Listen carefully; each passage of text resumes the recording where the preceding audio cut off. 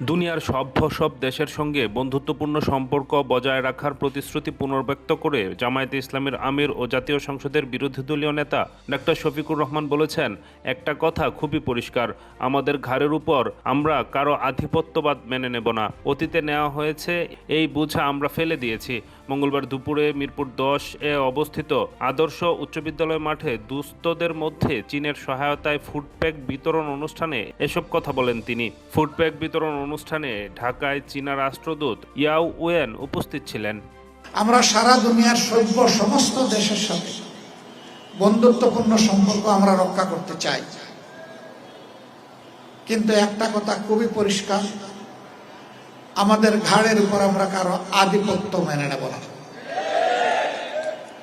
অতীতে নেওয়া হয়েছে, এই বোঝা আমরা ফেলে দিয়েছি, এই বোঝা জাতি আর নিজের ঘাড়ে উঠাবে না। আমাদের যুব সমাজ একদম এটা সহ্য করবে না। তারা বুক উঁচু করে বাঁচতে চায়, বিশ্বের বুকে পরিচয় দিতে চায়, আমি একজন গর্বিত বাংলাদেশী। দুই দেশের মধ্যে সম্পর্ক আরো গভীর এবং বন্ধুত্বপূর্ণ হৃদ্যিক সম্পর্ক আমাদের গড়ে উঠুক। এই অঞ্চলের শান্তি শৃঙ্খলা, নিরাপত্তা, উন্নয়ন আমরা একসাথে কাজ করব ইনশাআল্লাহ। আমরা আশা করব তাদের এই উদ্যোগ আরো সম্প্রসারিত।